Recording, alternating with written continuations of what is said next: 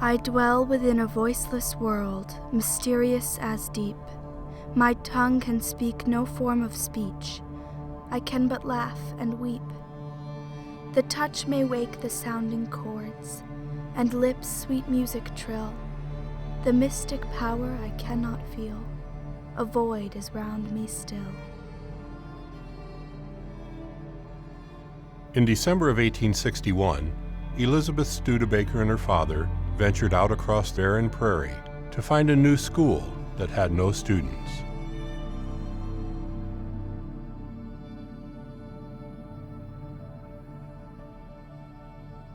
Later, Elizabeth wrote, "I supposed that I was the only little deaf child in the world."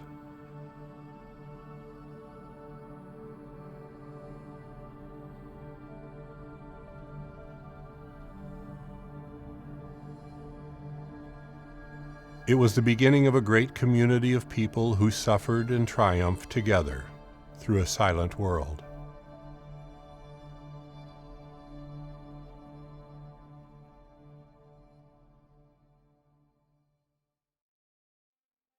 When Jonathan Kennedy, head of an important settler family, discovered his neighbor Philip Emery was not only deaf and educated, but also had several years' experience as a teacher of the Indiana School for the Deaf, he persistently encouraged Emery to establish his own school for the state of Kansas.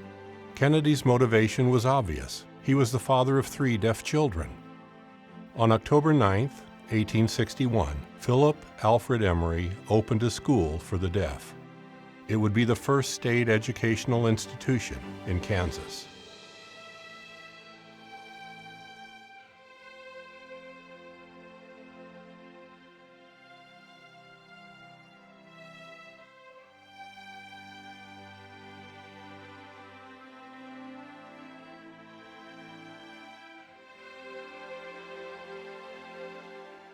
From the beginning, leadership and location caused great turmoil for the school. Initially, Kennedy and Emery founded the school in Baldwin City, Kansas. Within a few short years, though, legislators relocated the school to Topeka, the state capital.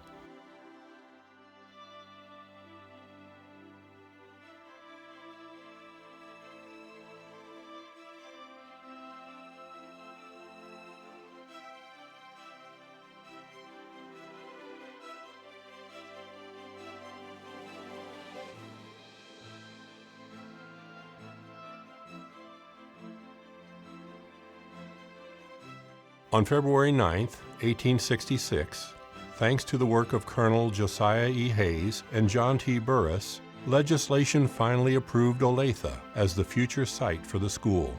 Within 9 months, Mount moved 18 students plus teachers from Baldwin to Olathe. In his time at the school, Mount taught the art of pantomiming. Kennedy's daughter Emma was one of these students. Later on in life, her hearing son, Lon Chaney, became one of the most convincing silent film stars, second only to Charlie Chaplin, and was known as the Man of 1,000 Faces. Lewis H. Jenkins became the 5th principal of the school in 1867 and expanded the students' education to include lip reading, articulation, and sign language, a language he thought capable not only of expressing the most delicate shades of thought, but also powerful enough to dispel the loneliness so commonly experienced by those without hearing.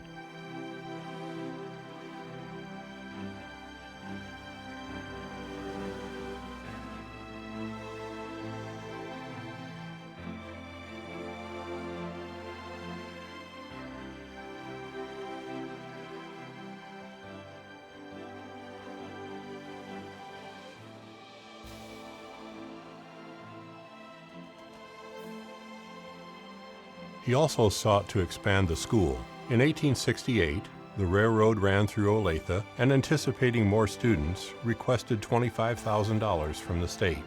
By 1873, legislation finally approved only $20,000, which built the east wing of the main building and a small printing plant. The first issue of the Kansas Star ran his last month with the school, and it became an invaluable tool for interaction between the school, the citizens of Olathe, and the outside world. the industrial department expanded to include needlework and a shoe shop. Charles Heyer taught shoe and harness making, running a cobbler's shop in Olathe with his brother on the side. Legend has it, Charles created the first cowboy boot in that little Olathe shop, and the Heyer Boot Company was born. In 1878, the school welcomed its first colored student, although it wouldn't be until 1889 that the school graduated their first black student, Monroe Ingram. Monroe Ingram went on to teach the colored deaf in segregated schools in Missouri, Georgia, and Oklahoma. Throughout the years, the superintendents continually petitioned for water, heating, electricity, and lighting, receiving these amenities years after other state institutions. In an attempt to assist when the state would not, the city of Olathe erected a system of waterworks in order to supply the institution with a perpetual supply of water, which still proved to be insufficient. The school had to close its doors multiple times throughout its history because of a lack of water supply. The students, although frustrated, took these delays in stride. One entry in the Kansas Star, December 18, 1884, reads, "The sun being so late arising these mornings, the lazy fellow, the boys in the printing office are obliged to set type by candlelight, no gas having as yet been put in the basement of the new wing in which our office is situated." Sickness, disease, and even death plagued the halls of the Kansas school, many times brought back to the school after a visit home. February 1, 1877, the Kansas Star simply read, "Measles lively." 45 of 87 students came down with the measles in a 4-week period. In 1909, a diphtheria epidemic struck the school, threatening to close the school down. They were placed under strict quarantine for 6 weeks, during which time 80 cases were recorded. Luckily, all survived, but that wasn't always the case. In 1889, one boy came down with scarlet fever and died as his mother traveled by rail car to see him. But disease affected the school in other ways as well. The rubella epidemic, otherwise known as German measles, struck the U.S. with a vengeance in 1964. With modern medicine, more children survived, but the high fever would cause many to suffer permanent hearing loss. By 1971, student enrollment swelled to 350 students as a result of the epidemic. The Kansas School for the Deaf battled not only a lack of vital resources and the threat of illness, but also against the cultural prejudice of the times. In 1897, Superintendent Stewart made an appeal to the state to no longer include the schools for the blind and deaf as asylums, as they equated them with the mentally handicapped and criminally insane. He also asked them to drop the word dumb from the name, a petition that was not honored for almost 35 years.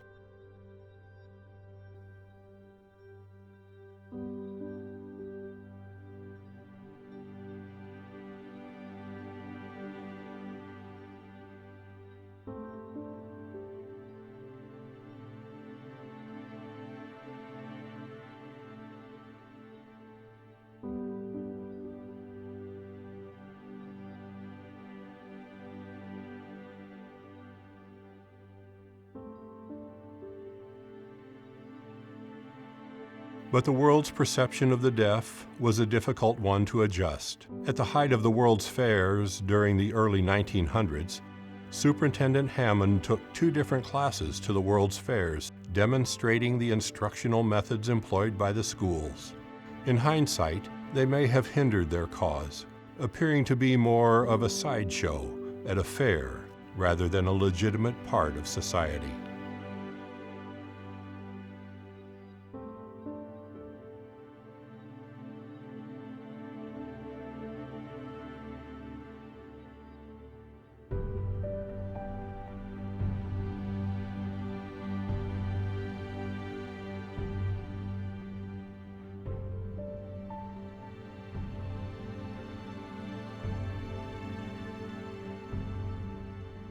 It also became culturally acceptable to label the deaf as dummies. Luther Taylor, a student from 1884 to 1895, famously known as Dummy Taylor, played professional baseball from 1900 to 1908 with the New York Giants.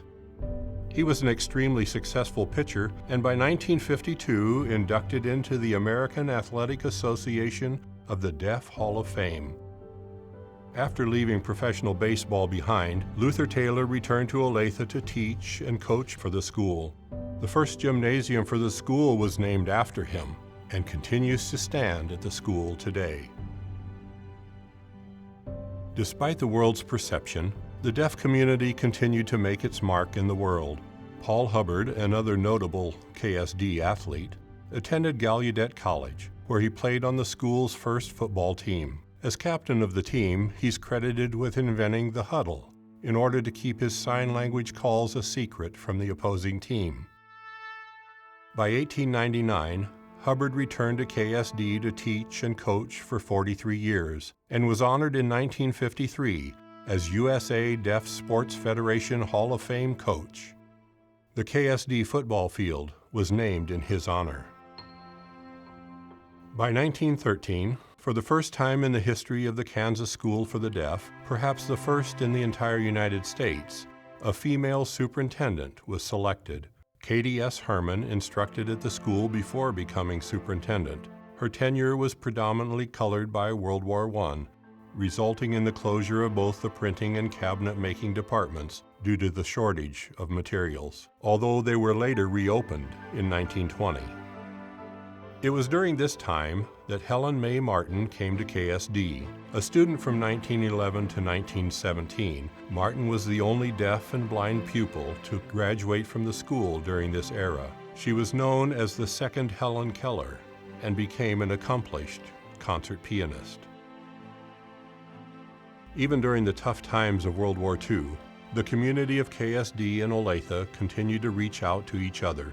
And by 1945, for the first time in the history of the school, the businessmen and women of Olathe began taking sign language classes, learning a language that was still banned in many countries, even for the deaf. The citizens of Olathe and KSD were extraordinarily forward-thinking to participate in such a class. By the end of World War II, Stanley D. Roth became the second non-gubernatorial appointed superintendent and would guide the Kansas School for the Deaf for the next 30 years. Roth took on the task of rebuilding both programming and the campus's physical needs. In 1947, a new art department was started. The art department was led for 25 years by instructor Grace Bilger, an American artist best known for her watercolors memorializing many Kansas City locals. In addition to the art department, the students also competed in athletics against other high schools in the county. Coach Charles Bilger led the school to 2 National Deaf Prep School Championships and in 1958, an undefeated season. In 1975, when Gerald Johnson became superintendent, Congress passed the Education of All Handicapped Children Act, which worked at placing as many hearing and visually impaired students in the public school setting as possible, relegating the state schools for the blind and the deaf to students who would be unable to attend public school classes. In an effort to respond, Johnson launched many new programs at the school. It was his intent to not only offer all the programming afforded at the public school, but also create a unique, specialized environment at KSD for the hearing impaired and community alike. Now the school and the community interact a great deal. Students from here go to the public school. Public school students have come here to learn.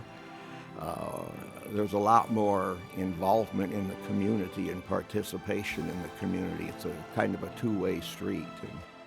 Within the Deaf Cultural Center, the Mara Museum, named after William Mara, a KSD student, teacher, and deaf historian, continues to provide a unique opportunity for the school to share its history, its goals, and its programs with members of the Olathe and Kansas City community.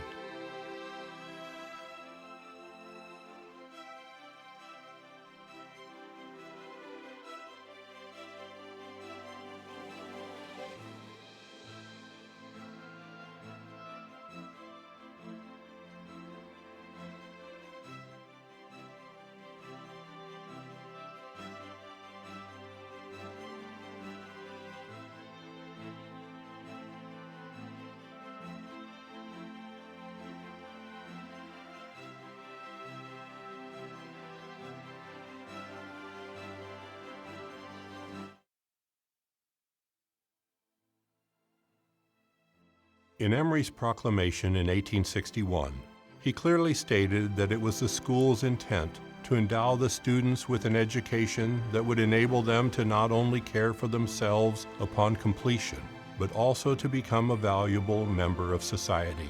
The Kansas school had literally grown up with the city of Olathe. The School for the Deaf here has become a model for other schools for the deaf all over the country. It's evolved that way.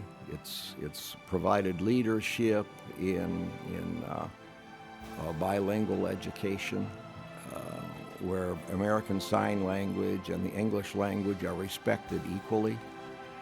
The intention is to instruct students in a way that their environment's completely accessible to them and that they can learn both languages fluently.